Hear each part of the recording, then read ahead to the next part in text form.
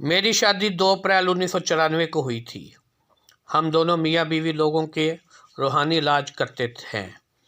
किसी का कोई काम और किसी का कोई काम, हमें अपनी तरफ देखने का वक्त ही नहीं मिलता था। देखते देखते 10 साल गुजर गए। हम अपने काम में इतने मगन थे कि हमें एहसास ही नहीं था कि हम अभी तक औलाद की नेमत से महरूम हैं, क्योंकि अलल सुबह ही लोगों की लाइनें लग जाती थी। कभी तो नाश्ता भी नहीं कर पाते थे और दोपहर का खाना शाम को नसीब होता था।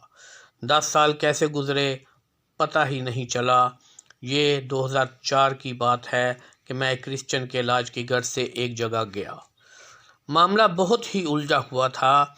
एक लड़का क्रिश्चियन जिसका नाम आमर था, इसको और उसकी साली को बदनाम करने की गर्ज से उनके करीबी रिश्तेदारों ने काला जादू करवाया था। आमर और उसकी साली बरहना होकर सड़कों पर निकल जाते थे। उन्होंने बहुत इलाज मालजा करवाया मगर कोई अफाका ना हुआ। मेरा एक क्रिश्चियन दोस्त था जिसका नाम अनवर था और हम उसे प्यार से भोला कहते थे। मुझे भोले ने आकर बताया कि शाह जी, आपको मेरे साथ आमर के घर दसुआ मियानी जाना पड़ेगा। हमने प्रोग्राम बनाया और जुमेरात वाले दिन शाम के वक्त हम आमर के घर पहुंचे।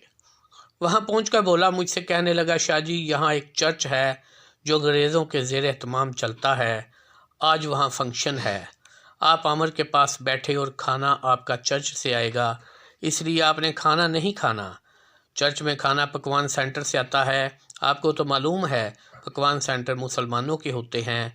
मैंने कहा, बोले, मैं अपने नबी अकरम सल्लल्लाहु अलैहि वसल्लम के फरमान के मुताबिक अहले किताब के घर से खाना खाने को जायज़ समझता हूँ। तुम फिक्र मत करो, फंक्शन एंजॉय करो। बोला चर्च चला गया। मैं और आमर अब घर में अकेले रह गए। मैंने आमर से बातचीत शुरू की कि असल माजरा क्या है। आमर एक दुबला पतला लंबे कद का लड़का था जो पेशे के लिहाज से एक दर्जी था और अच्छा लड़का, मिलनसार था। अब आमर ने मुझे बताया कि वो और उसकी साली अपने रिश्तेदारों के यहाँ गुजरांवाला गए थे। आमर की ताई ने उन्हें काले मुर्ग का गोश्त पकाकर खिलाया और उसी मुर्ग के खून से लिखे तावीज़ पिलाए। जैसे ही आमर और उसकी साली ने गोश्त खाया, उसी वक्त दोनों के जिस्मों में बहुत सी बलाओं का हमला हुआ। दोनों की हालत ये थी कि वो अपने तमाम कपड़े फाड़ देते और बरहना हालत में सड़क पर निकल जाते। उन्हें दूर दूर से पकड़ कर लाया जाता। बहुत जगह से इलाज करवाया मगर बेसूद, कोई फ़र्क नहीं पड़ा और मरज़ बढ़ता चला गया। बोला इनका रिश्तेदार था। बोले का वालिद हाफजाबाद में लोगों का इलाज करता था।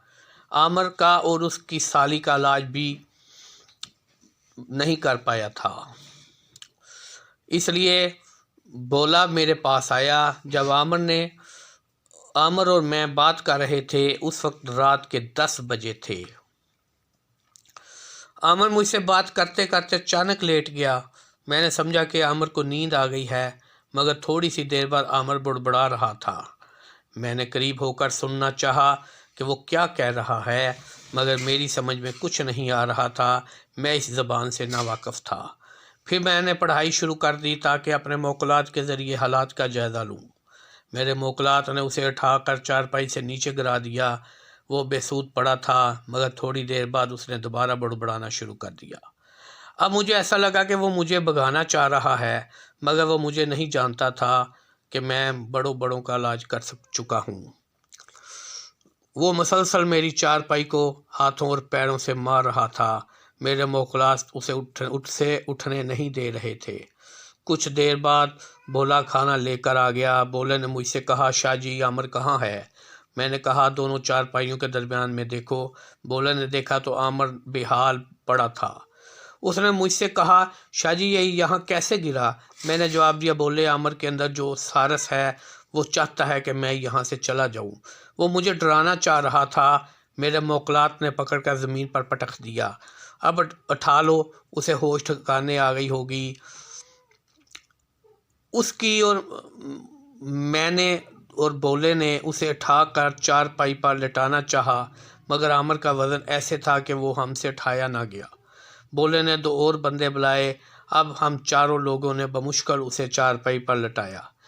भोला कहने लगा, शाह साहब, पहले खाना खा लें, कहीं ठंडा ना हो जाए। मैंने कहा, पहले आमर को होश करवाते हैं, फिर खाना खाते हैं।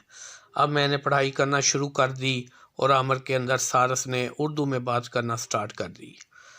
اس نے بات شروع کرتے ہی مجھے بتایا کہ میری اولاد نہیں ہے، مگر میں ایک چھوٹا سا عمل کروں تو اللہ تبارک تعالیٰ بہت جلد مجھے صاحب اولاد کر دے گا۔ میں نے سارس کو کہا تم عامر کو اور اس کی سالی کا پیچھا چھوڑ دو۔ سارس بولا جو بابا گجرانوالہ میں بیٹھ کے عمل کر رہا ہے وہ پیچھا نہیں چھوڑے گا، اب آپ پہلے اس کا علاج کریں۔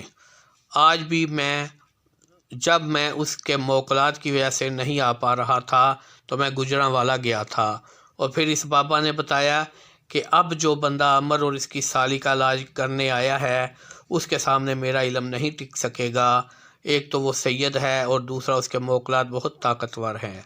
میں نے کہا اس لیے کہہ رہا ہوں اپنی جان بچا کر نکل جاؤ۔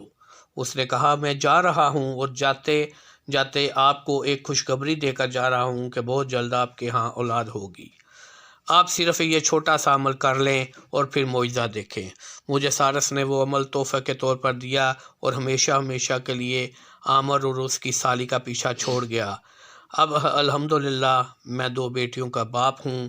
بولا اب اس دنیا فانی سے جا چکا ہے، عامر اب بالکل تندرست ہے اور اس کی سالی بھی اپنی زندگی اچھے سے گزار رہی ہے۔